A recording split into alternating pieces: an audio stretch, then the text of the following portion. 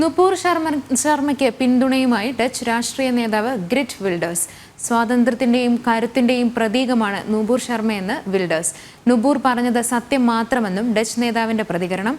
വിവരങ്ങളുമായി ഡൽഹിയിൽ നിന്നും ഗൗതം അനന്തനാരായണൻ ചേരുന്നു. ഗൗതം, വിവരങ്ങൾ.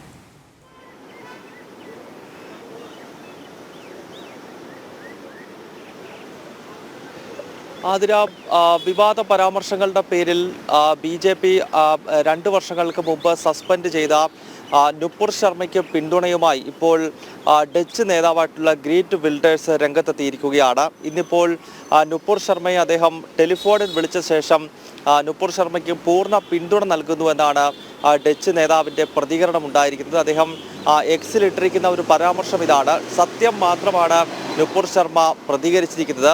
അവർ ആഗോള സ്വാതന്ത്ര്യത്തിൻ്റെയും അതോടൊപ്പം തന്നെ കരുത്തിൻ്റെയും പ്രതീകമാണ് ഈ ധീരയായ വനിത എന്നാണ് ഇപ്പോൾ നുപൂർ ശർമ്മയെ പറ്റി ഫ്രഞ്ച് നേതാവായിട്ടുള്ള ഇദ്ദേഹം ഈ രീതിയിലൊരു പരാമർശം നടത്തിയിരിക്കുന്നത്. നമുക്കറിയാം, ഖുറാനുമായി ബന്ധപ്പെട്ട് നടന്ന ഒരു പരാമർശമാണ്. അതായത് മുഹമ്മദ് 6 വയസ്സുള്ള പെൺകുട്ടിയെ വിവാഹം കഴിച്ചുവെന്ന ഖുറാനിൽ പറഞ്ഞിരിക്കുന്ന കാര്യം നുപൂർ ശർമ്മ ഒരു ചാനൽ ചർച്ചയിൽ പറയുക മാത്രമാണ് ചെയ്തത്. ഒരു ഇസ്ലാമിസ്റ്റുമായി ഡിബേറ്റിൽ വലിയ തോതിലുള്ള തർക്കമുണ്ടാകുകയും ഇസ്ലാമിസ്റ്റ് ശിവലിംഗത്തെ, പ്രത്യേകിച്ച് കാശി വിശ്വനാഥ ക്ഷേത്രത്തെ വളരെ മോശമായി പരാമർശിക്കുമ്പോൾ അതിനെ പ്രതിരോധിച്ചുകൊണ്ടാണ് നുപൂർ ശർമ്മയുടെ ഭാഗത്ത് നിന്നും അന്ന് അത്തരമൊരു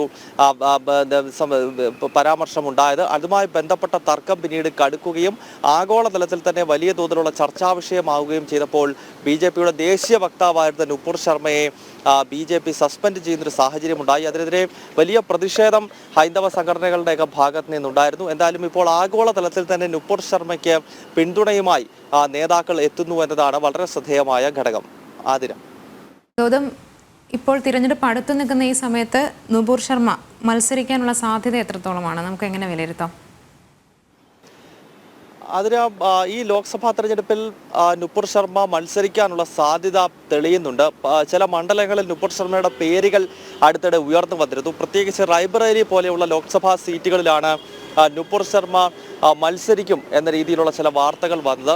BJPയുടെ ദേശീയ നേതൃത്വത്തിനും നുപൂർ ശർമ്മ മത്സരിക്കണം അല്ലെങ്കിൽ മത്സരിക്കുന്നതിനോട് അനുകൂലമായ വികാരമുണ്ട് എന്ന് മനസ്സിലാക്കാൻ കഴിയുന്നു. കാരണം നുപൂർ ശർമ്മയ്ക്ക് അനുകൂലമായി വലിയൊരു തരംഗം രാജ്യത്തൊട്ടാകെ ഉണ്ടാകുന്നു. കാരണം നേരത്തെ നമ്മൾ സൂചിപ്പിച്ചിരുന്നു, ഖുറാനിൽ പറഞ്ഞിട്ടുള്ള അല്ലെങ്കിൽ മുഹമ്മദ് നബിയുമായി ബന്ധപ്പെട്ട് ജീവിതത്തിൽ നടന്നേക്കുന്ന ഒരു കാര്യം മാത്രമാണ് നുപൂർ ശർമ്മ ഓർമ്മപ്പെടുത്തിയത്. പക്ഷേ അതിനെതിരെ ഇസ്ലാമിസ്റ്റുകൾ അന്ന് വലിയ കലാപം ഉണ്ടാക്കാൻ ശ്രമിക്കുകയും ഖത്തർ പോലുള്ള അതിതീവ്ര മുസ്ലിം രാജ്യങ്ങൾ നുപൂർ ശർമ്മയ്ക്കെതിരെ നടപടി വേണമെന്ന് ആവശ്യപ്പെട്ടൊക്കെ രംഗത്തെത്തുകയും ഒക്കെ ചെയ്തിരുന്നു. ഒരുപക്ഷെ താൽക്കാലികമായി BJP അന്ന് ഒരു നടപടി എടുത്തതായിരിക്കാം. കാരണം നുപൂർ ശർമ്മയെ പോലെ ഒരു മികച്ച നേതാവിനെ മാറ്റി നിർത്താൻ BJPക്ക് എല്ലാ കാലഘട്ടങ്ങളിലും സാധിക്കത്തില്ല. അതിനാൽ ഈ ലോക്സഭാ തെരഞ്ഞെടുപ്പിൽ നുപൂർ ശർമ്മ മത്സരിക്കുവാനുള്ള സാധ്യത, പ്രത്യേകിച്ച് തീവ്ര ഹിന്ദുത്വത്തിൻ്റെ ഒരു മുഖമായി, ഭാരതത്തിൻ്റെ യുവത്വത്തിൻ്റെ പ്രതീകമായി നുപൂർ ശർമ്മ ലോക്സഭാ തെരഞ്ഞെടുപ്പിലേക്ക് എത്താനുള്ള സാധ്യത തെളിഞ്ഞു കാണുകയാണ്. ഒരുപക്ഷെ ലോക്സഭാ തെരഞ്ഞെടുപ്പ് 7 ഘട്ടമായാണെന്ന് നമുക്കറിയാം. അതിൻ്റെ അവസാന ഫേസിൽ തെരഞ്ഞെടുപ്പിലേക്ക് നീങ്ങുന്ന ഏതെങ്കിലും മണ്ഡലങ്ങളിൽ നുപൂർ ശർമ്മയെ കളത്തിലിറക്കാനുള്ള സാധ്യത തെളിഞ്ഞു വരുന്നുണ്ട്. ആതിര, ശരി, വ്യക്തമാണ്. നുപൂർ ശർമ്മയ്ക്ക് പിന്തുണയുമായി ഡച്ച് രാഷ്ട്രീയ നേതാവ് ഗ്രിറ്റ് വിൽഡേഴ്സ്. സ്വാതന്ത്ര്യത്തിന്റെയും കരുത്തിന്റെയും പ്രതീകമാണ് നുപൂർ ശർമ്മയെന്ന് വിൽഡേഴ്സ്. നുപൂർ പറഞ്ഞത് സത്യം മാത്രമാണെന്നും ഡച്ച് നേതാവിന്റെ പ്രതികരണം എന്നായിരുന്നു. ഡച്ച് നേതാവിന്റെ പ്രതികരണം. വിവരങ്ങൾ നൽകുകയായിരുന്നു ഗൗതം.